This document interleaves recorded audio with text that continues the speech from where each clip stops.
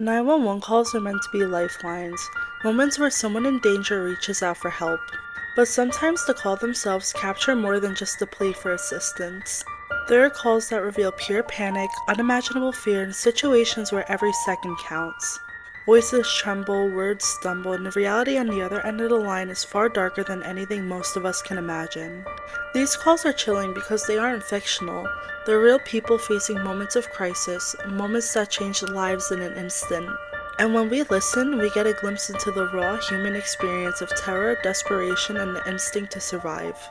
In this video, we'll explore 4 of these disturbing 911 calls, breaking down what happened, the context behind the emergency, and the aftermath that followed. Each one is a reminder of how fragile life can be and how quickly normalcy can turn into chaos. This is Ruth Price at 3877. What's the problem, ma'am? Oh, there's some guy been checking the place out. How? Well, he went in the back. I have an apartment in the back, and he said he was looking for a guy. And he comes to my door, and Yes? said he's looking for an apartment. So I live alone, and I'm an old lady. Where is he now, ma'am? I don't have no idea.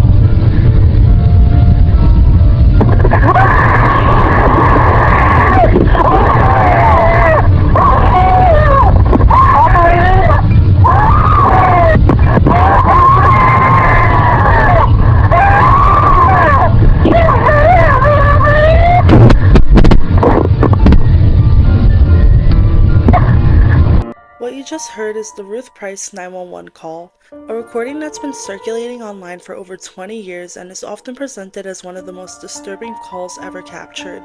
For decades, the story attached to the audio was grim, that an elderly woman called 911 to report a prowler only to be attacked and killed while on the line.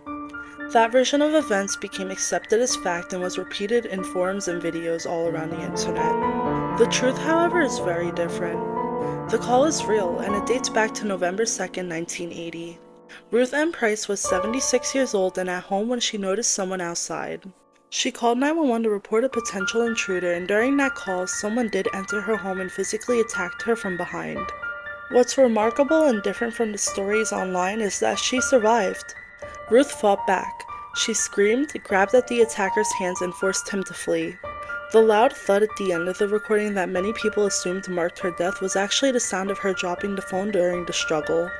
Part of what fueled the myth was later use of this recording in emergency services training, where the backstory was simplified or altered.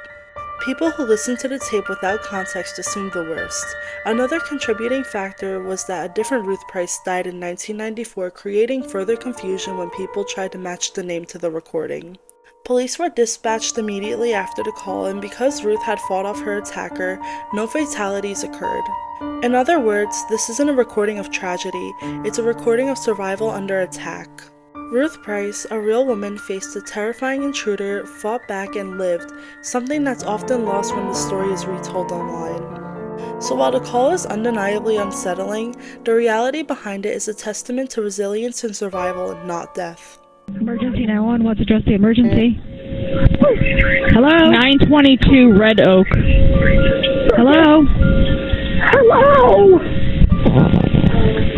Hello? Now, can you hear me? I can hear you, honey. What's going on? Look, I think my daughter's been stabbed on the floor. Dad, here, please. Your daughter's on the floor. Is she breathing? Yes. I don't know. You don't know? No, I'm afraid to go in because somebody else is here. Please just come here. What? Can you tell what happened? No, I can't, and I've got my grandson here with me. Okay. Please. Medina? Yes. I thought she said it looked like her daughter was stabbed. That's okay. Please come now. How old is your daughter? How old is your daughter?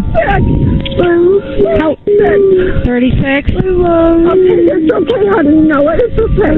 Sweetheart, we're okay. Oh, my God. Come now, please. We're getting them going, honey.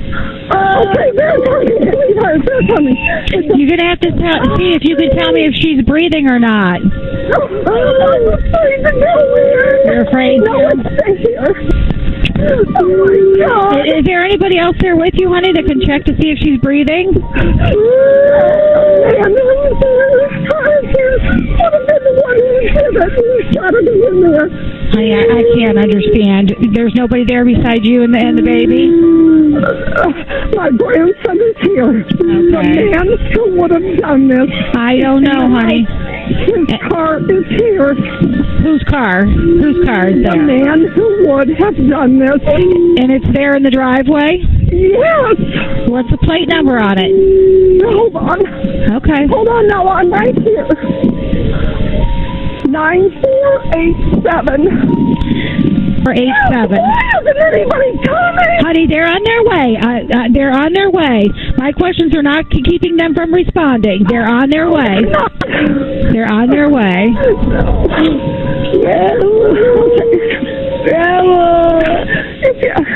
Julie is in there on the floor. Somebody.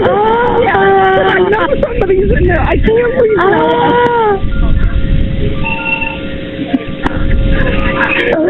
No, I have to stay here.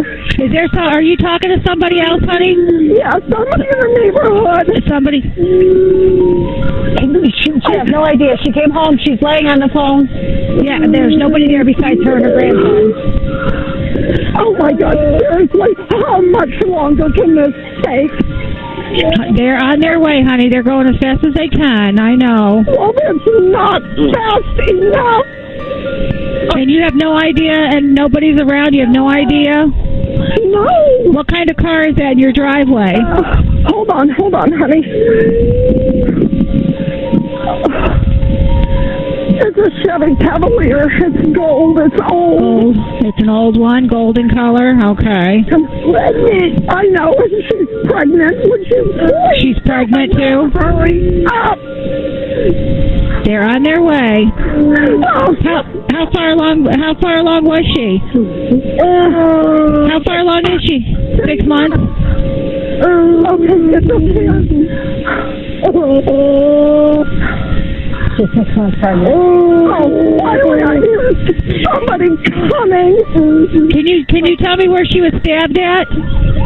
In the back. It looks like she's lying on the floor. In her back? The back door was open. Maybe he ran out. I don't know. Okay. It was unlocked. It was unlocked, I know. Okay, honey, just stay right here. Okay, I'm gonna hang up. Thank you. Okay, honey, they're on their way. Bye. What you just heard is the 911 call reporting the tragic murder of Julie Young, a 36-year-old domestic violence support worker who was 6 months pregnant. She was discovered by her mother and her 13-year-old son lying on the floor of her home. Her mother, terrified, called emergency services reporting that Julie had been stabbed in the back and that the attacker, Cedric Jones, might still be inside the house. During the call, the dispatcher worked to gather crucial details while keeping her calm, including the description of Cedric's vehicle, a gold Chevy Cavalier parked in the driveway. When police arrived at the scene around 2:15 p.m., they discovered that Cedric had taken his own life. The investigation revealed that the relationship had been unstable. According to Julie's father, Cedric did not want to have the baby, which may have contributed to the events leading up to this tragedy. Julie's death deeply affected her community. A candlelight vigil was held in the Medina Public Square, honoring her life and her work supporting victims of domestic violence. Montgomery County 911, where's your emergency? 203 South Madison Street, In what town? Darlington. Hey, what's going on there? I just stabbed myself and I killed my 2 children. You stabbed yourself and killed your 2 children? Mm-hmm. Okay, and what's your name? Brandy Worley. Brandy what? Worley. Okay. How do you spell your last name? Worley. And where are the children at? In my daughter's room on the floor. In your daughter's room on the floor? Okay. What's your phone number, Brandy?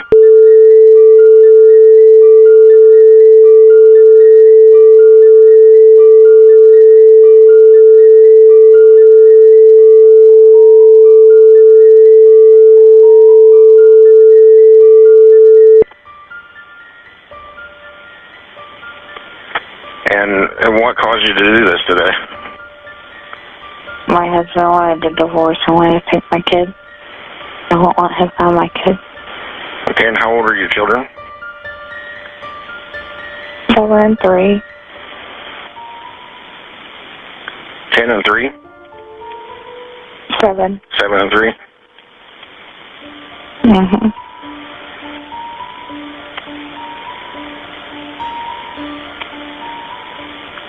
Okay. And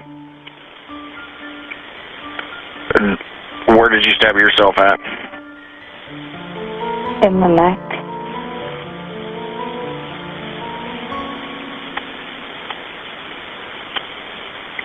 Okay, are you bleeding? Yeah, there's blood everywhere.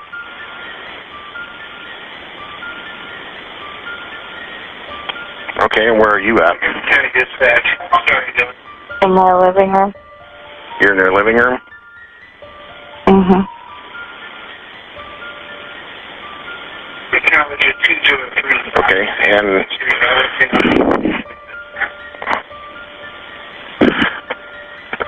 are you armed now with the knife still? No, it's in my children's room.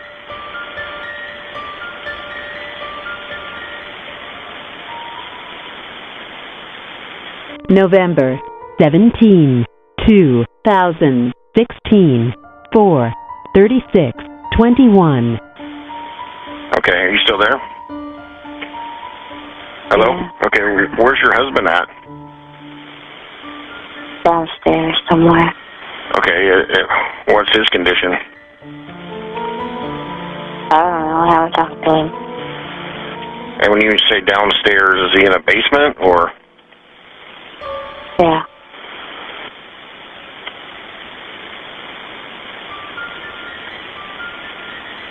November 17, 2016, 4:36:51.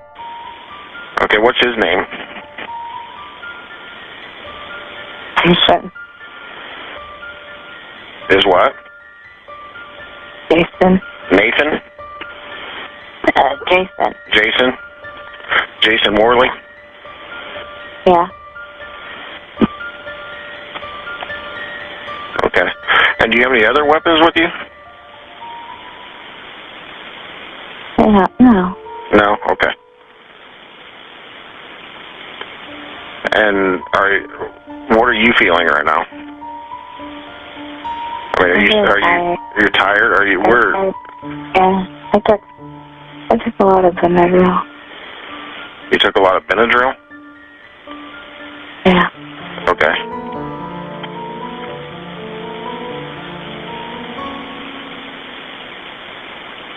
November 17, 2016, 4:37:49. Is the front door unlocked? No, we don't use it. You know, you just use the back door? Yeah. Side. It's on the side. It's unlocked.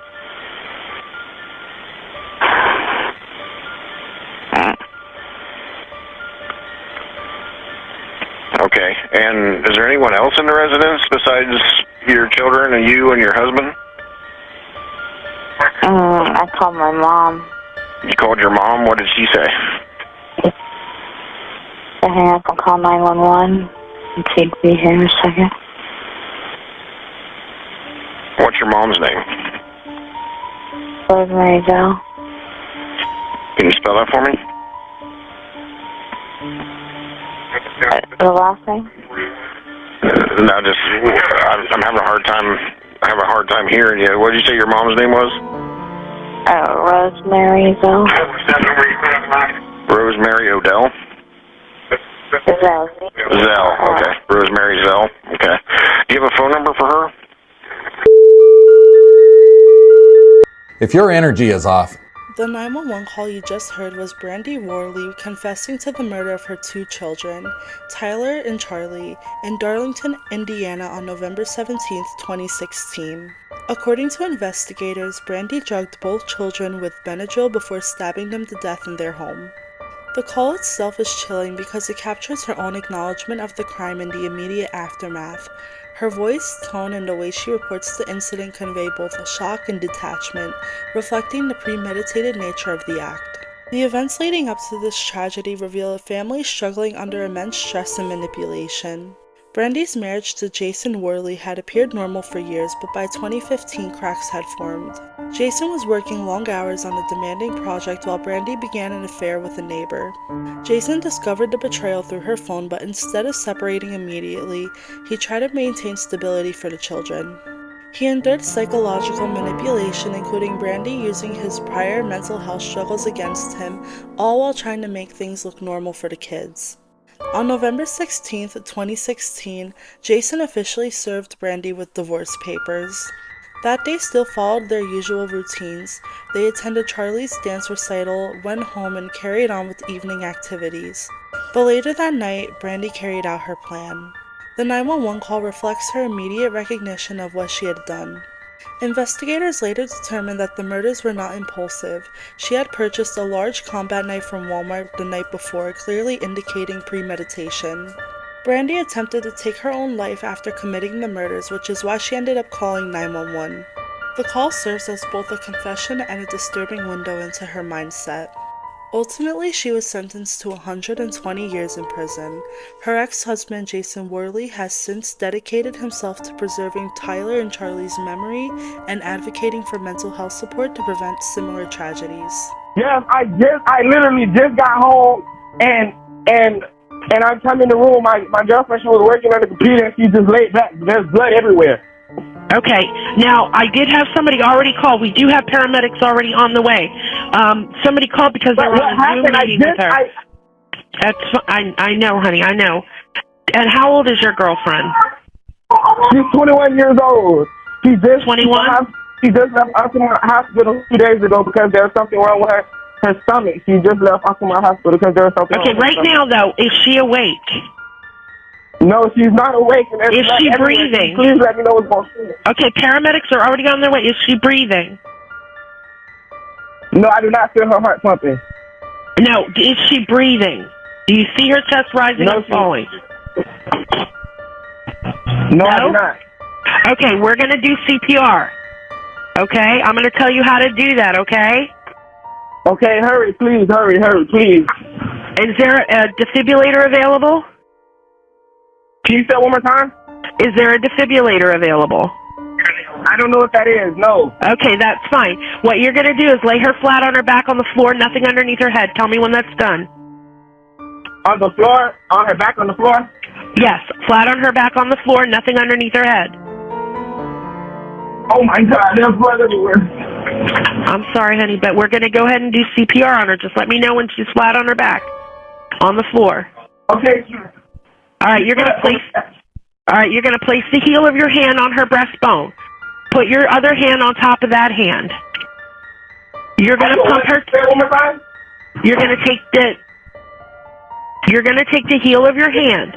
You're going to place it on her breastbone. Put your other hand on top of that hand. Let me know when you've done that. Okay. You're going to pump her chest hard and fast, at least twice per second and 2 inches deep. You're going to let her chest come all the way up between the pumps. We're going to do this until help can take over. I want you to count out loud with me. Okay? We're going to 1, 2, 3, 4. 1, 2, 3, 4. 1, 2, 3, 4. Keep going with 1, 2, 3, 4. Keep that rhythm up like that. Keep counting out loud. 1, 2, 3. In the end, the CPR was no. What you just heard is the 911 call connected to the death of Shamaya Lynn, a 21-year-old mom from Altamonte Springs, Florida. She was fatally shot on August 11, 2021 in a deeply tragic and unusual accident. According to police reports, Shamaya was on a Zoom video conference call with her coworkers when a loud noise was heard during the call. A person on that call called 911 after seeing her fall backward and stop responding, and also saw a toddler in the background at the same time. Investigators later determined that the shooting was the result of her 2-year-old son finding a loaded handgun that belonged to the children's father. The gun had been left unsecured inside of a children's Paw Patrol backpack on the floor of the couple's bedroom. Forensic evidence showed that the child independently fired the weapon, striking Shemaiah in the head. Authorities believe the toddler did not understand what he was doing, as he simply had picked up the gun and pulled the trigger after finding it.